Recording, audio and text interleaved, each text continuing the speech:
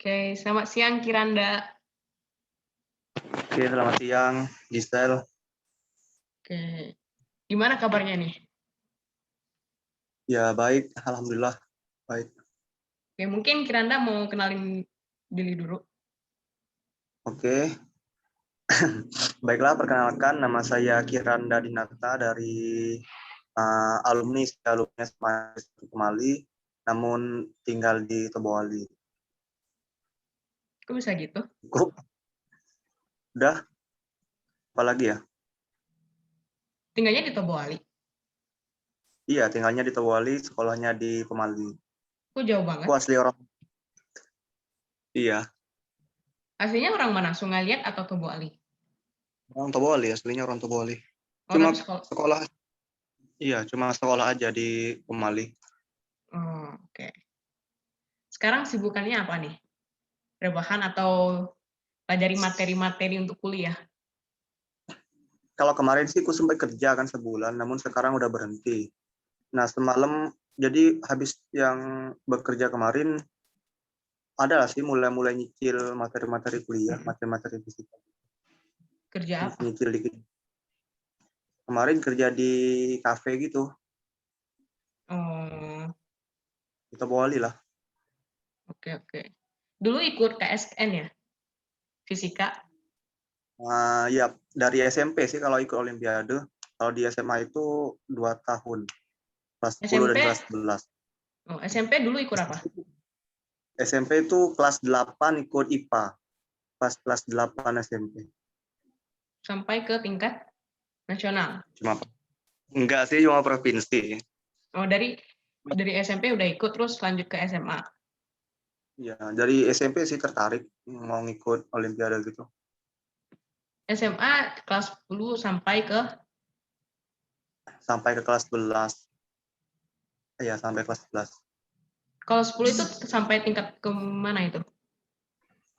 Kalau 10 sih baru seleksi kabupaten, nggak lolos provinsi. Oh, Soalnya terus kan ya pas kelas 11-nya itu baru lolos provinsi. Namun ya belum beruntung aja, belum lolos ke tapi nasional. tapi udah lumayan sih, udah juara 3 seprovinsi Bangka Belitung. Syukur sih. Ya. Mau ceritain dong keluh kesah saat belajar KSN gitu udah sampai provinsi juara 3 kan itu mantep banget. Gimana ya? Kalau masalah belajar sih yang terpenting kalau buat anak SMA ini jangan terpaku sama guru ya. Ya Intinya benar-benar.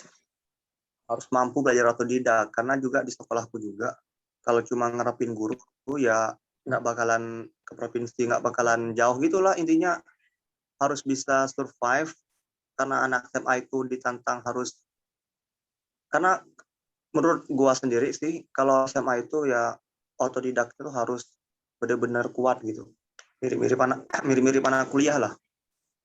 Dulu pas ikutin ini kan cari pelatihan sendiri, cari lomba-lomba online yang sendiri gitu kan. Bukan kayak Ya, kita harus terpacu dulu sama guru itu. Tapi kita harus cari ya. sendiri gitu ya. Hmm. Kalau di bidang fisika itu menurut kamu susah yang mana? Kalau fisika secara umum sih, kalau materi SMA tuh yang paling aku mungkin ribet gitu materinya itu Mm-mm. masalah optik geometris yang ada mikroskop, teleskop, Ya, beberapa ya. optik lainnya. Soalnya tuh formulanya banyak sekali, jadi agak-agak ribet gitu. Sama itu satunya elektromagnetik. Kalau misalnya paling mudah untuk dikerja itu mudah dianalisis gitu ya. Apaan? Hmm. Kinematika. Bisa jadi sih. Kalau buat SMA sih mekanika itu masih sederhana sih. Iya Kalau benar-benar. udah lanjut ke Olimpiade mah beda ceritanya itu. Mm-mm. Olimpiade. Kalau masih SMA sih mekanika itu masih mudah, masih terbilang dasar gitu. Nah, untuk cara membagi waktu ya untuk belajar KSN, apalagi misalnya nih kalau misalnya udah kelas 11 itu kan mau cari ngejar KSN, kemudian mau fokus juga ke UTBK. Nah, itu cara membagi waktunya gimana? Tapi kan kalau misalnya Kiranda ini kan nggak belajar UTBK lagi atau SBM kan, langsung masuk ke SNM. Itu hebat banget. Iya, kalau bagi waktu sih sebisa mungkin lah. intinya yang harus dikurangin itu bukan hal-hal yang penting itu, hal-hal yang kurang penting kayak misalnya bermain, main handphone, main game, itu yang harus dikurangin. Kalau misalnya bagi waktu, kalau aku sendiri itu tipe orang yang Hmm. nggak bisa fokus 2 hal gitu. Jadi Oh, ya. kalau aku udah ikut olimpiade, kalau aku ikut olimpiade itu sekolahnya itu agak kacau. Jadi ya aku lebih suka fokus ke satu hal ketimbang harus fokus banyak hal, namun nantinya eh, nggak ada yang dapat gitu. Jadi Hmm. kalau aku ikut perlombaan itu, aku fokus ke perlombaan tersebut. Jadi kalau materi sekolah agak ketinggalan gitu. Oh, ya. Tapi ya nggak apa-apa. KSN selalu terdepan ya, cari peluang. Iya, Pasti kalau misalnya dalam KSN itu pasti ada namanya kegagalan. Ada nggak di Kiranda? iya kegagalan bagiku sendiri itu ketika kelas 10 itu sih. Karena juga itu kan baru pertama kali kan aku ngikut olimpiade Ya, kan. Dan ketika membahas soal olimpiade fisika itu dengan kakak kelas, waktu itu aku belum tahu, intinya otak aku tuh masih buntu gitu, belum masih punya, blank. ya mas, nggak ngerti sama soalnya, nggak ngerti cara ngisinya gitu, masih masih Hmm. ya intinya belum punya apa-apa lah tentang fisika gitu. Kelas 11 itu baru mulai belajar gitu, baru ada keterikatan gitu, baru bener-bener agak paham gitu dengan fisika ketimbang kelas 10 gitu. Masih pemula gitu ya, Ya, pas kelas 10. Jadi nggak tahu apa-apa langsung disuruh ikut, belum ada pengalaman. Nah, belum ada sih. iya. Ya. Keuntungan dari KSN buat Kiranda apa? Kalau buat anak SMA sih yang terpenting KSN itu keuntungannya itu ketika kita ingin masuk kuliah dan ketika kuliah gitu. Nah, Hmm. karena apa? Karena ketika masuk kuliah itu seperti yang jalur pertama masuk kampus itu kan ada jalur undangan kan. Nah, yang Iya. diminta pertama itu adalah sertifikat gitu, sertifikat sama nilai. Nah, jadi percuma nilai kita itu tinggi kalau nggak punya sertifikat-sertifikat yang mumpuni gitu. Nah, jadi kalau aku kan kuliahnya ngambil pendidikan fisika kan. Nah, Oh, berarti kalau sertifikat buat jalur undangannya itu yang harus yang relate gitu. Jadi aku melampirin sertifikat Olimpiade Fisika gitu. Nah, itu sangat membantu sekali dalam mengikuti seleksi jalur undangan itu. itu yang oke, next question aja. Itu iya yang Oke, sangat oke. menguntungkan sih SN. Sekarang lanjut kuliah Sertifikat di mana? di Universitas 11 Maret di Solo. 11 Maret. Oke, bagus. Mantap banget. Jurusan pendidikan fisika ya? Iya, pendidikan fisika. Itu di jalur SNM kan? Ya, jalur SNMPTN, jalur Itu undangan. oke, yang ceritain dong yang SNM itu gimana sih? Itu kamu lampirin sertifikat yang KSN tadi. Iya, kalau kalau sistem SNMPTN tahun aku tadi kan, Hmm. itu yang diminta itu nilai sama sertifikat, tiga buah sertifikat gitu. Hmm. Kalau ketentuan sertifikat itu nggak ada, tapi minimal kabupaten lah kalau buat sertifikat. Nah, Hmm. kalau untuk yang bidang-bidang sertifikat itu tergantung kita yang mau ngelampirin yang mana. Nah, kalau aku kemarin tuh Hmm. sertifikatnya aku lampirin ada 3 sertifikat kan maksimalnya dilampirin. Nah, aku melampirkan sertifikat yang pertama itu sertifikat KSN yang provinsi kan yang juara 3 satu. Itu dapat ya Habis itu sertifikatnya? aku ada sertifikat. Habis itu sertifikat yang aku ikut pesta sains nasional di IPB itu dari sekolah. Apa itu? Itu sertifikat pesta sains kayak ajang di IPB gitu. Pas aku Oh, kelas oke. 10. Pas aku kelas 10, Oke, oke. pas aku kelas 10. Kayak yang sertifikat ketiga itu forum anak. Nah, karena aku mikirnya kalau forum anak itu kan hubungannya dengan organisasi kan. Hmm. Nah, jadi kampus juga kadang nggak perlu siswa yang cerdas intelektual, namun juga harus cerdas berkomunikasi gitu. Jadi Iya makanya aku benar. milih sertifikat keorganisasian untuk yang ketiga gitu. Nah, kalau buat nilai itu kalau buat SN itu kan tergantung bidang kan, ada yang saintek, ada yang soskum kan. Iya. Kalau saintek itu kan anak-anak MIPA kan, kalau soskum itu yang IPS kan. Mhm. Nah, kalau IPA itu yang dilampirkan nilainya itu nilai matematika, fisika, kimia, biologi, bahasa Indonesia, bahasa Inggris,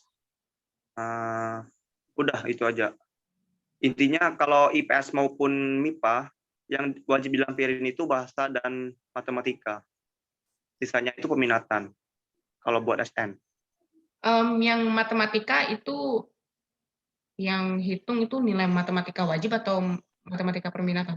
Kalau misalnya di Kalau nggak Saintek. salah kalau nggak salah sih matematika wajib sih kalau nggak salah. Kalau Kalau nggak bahasa salah ya. kalau bahasa Inggris juga ya? Iya, bahasa Inggris sama bahasa Indonesia. Oke, oke. Tapi matematikanya matematika wajib ya, bukan perminatan? Itu wajib. Oke. Kenapa harus jurusan pendidikan fisika? Sesuai minat? Iya, karena berhubungan dengan fisika sih, tapi awalnya sih aku kepikiran sih buat ngambil fisika murni gitu, fisika terapan atau murni di Fakultas MIPA kan. Cuma aku mikirinnya tuh kan lagian aku kan anak pertama, jadi ya mau nggak mau lulus kuliah tuh harus udah dapat kerja gitu kan. Jadi mikir-mikir lagi akhirnya lebih milih fakultas keguruan di pendidikan fisika gitu. Di pendidikan fisika. Terus kenapa harus Universitas 11 Maret? Kenapa nggak mau misalnya UI, UGM, atau IPB atau yang lain? Susah ya atau gimana? Yang pertama sih kalau UI, UGM itu kan ya tahulah kampus favorit gitu kan. Ya. Karena aku juga dari kemarin itu nggak mempersiapkan UTBK gitu. Jadi aku hanya fokus pada SN sama itu tes ikatan dinas gitu. Jadi aku cuma mempersiapkan 2 tes tersebut. Jadi UTBK nggak aku siapin kemarin. Nah, makanya aku tuh memperhitungkan univ mana yang kira-kira nerima nilai aku segini sama sertifikat aku segini gitu. Makanya aku milih Universitas 11 Maret. Dan juga faktor yang kedua itu karena kota Solo itu salah satu kota termurah di Indonesia. Jadi makanya aku berani milih di Solo walaupun jauh gitu kan. Namun biaya hidup di Solo itu terbilang sangat murah ketimbang kota-kota lain. Jogja juga begitu bukan? Lebih hidup. Iya. Biaya hidupnya lebih murah. Iya, Jogja Malang Solo gitu. mirip-mirip. Ya, terus nilai rata-rata kamu berapa pas itu kalau boleh tahu? Lupa sih rata-ratanya. Cuma kalau yang buat SN sih, setahu saya kalau buat SN itu yang dilihat itu nilai terakhir, nilai semester 5. Kita kan melampirkan 5 semester kan, semester 1 sampai 5. Ya. Nah, yang jadi indikator penting itu semester kelima. Jadi misalnya semester kelima itu nilai tertinggiku itu nilai fisika, nah aku bakalan lebih gampang masuk jurusan yang berbau fisika gitu, ketimbang berbau yang bahasa Indonesia misalnya, berbau kimia. Jadi tergantung nilai tertinggi di akhir semester gitu. Nah, terus, karena itu juga jadi acuan. Oke, kalau misalnya nilai dari per semester misalnya matematika, kalau nilai per semester itu nanti ada yang naik turun itu pengaruh nggak? Sangat pengaruh sih. Yang terpenting itu kan nanti nilai kita itu digrafikkan dari tim penyeleksi kan. Dan nanti mereka bakalan tahu konsisten kita dalam belajar gitu. Jadi kalau nilai kita turun itu salah satu indikator buat mereka bahwa kualitas belajar kita juga menurun gitu. Jadi usahakan naik terus atau setidaknya tetap gitu nilainya.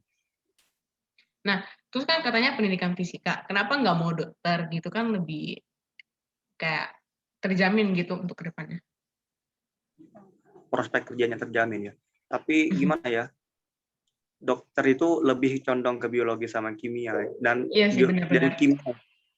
kimia itu pelajaran yang sangat bisa terbilang bagi aku sendiri itu pelajaran yang sangat sulit di SMA.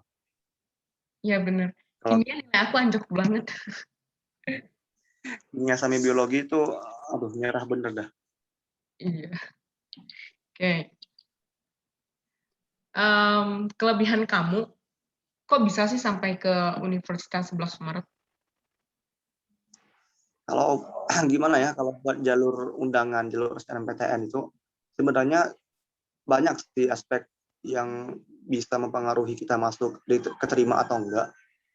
Dan yang terpenting itu Cuma misalnya yang terpenting itu nilai, sertifikat, sama sekolah kita.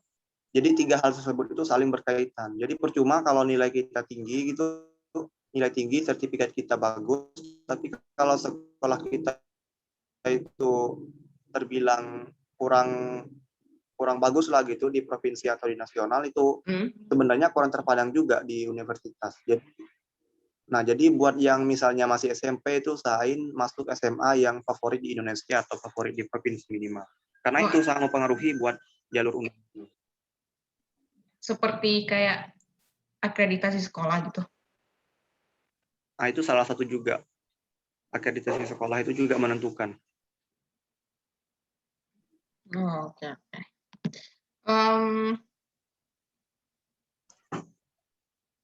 Katanya kamu habis kuliah dari pendidikan fisika langsung jadi guru ya. Jadi itu menjanjikan kamu di masa depan.